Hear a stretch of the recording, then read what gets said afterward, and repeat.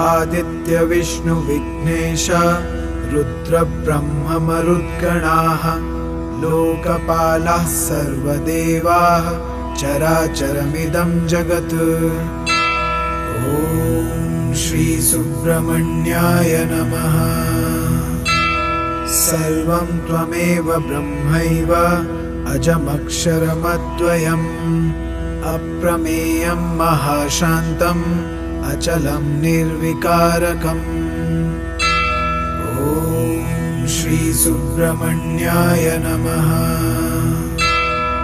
निरालम्बं निराभासं सत्तामात्रमगोचरम् एवं त्वां मेधया बुद्ध्या सदा पश्यन्ति सूरयः।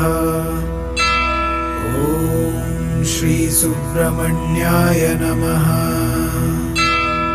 एवमज्ञानगाढान्धतमोपहतचेतसः न पश्यन्ति तथा मूढाः सदा दुर्गतिहेतवे।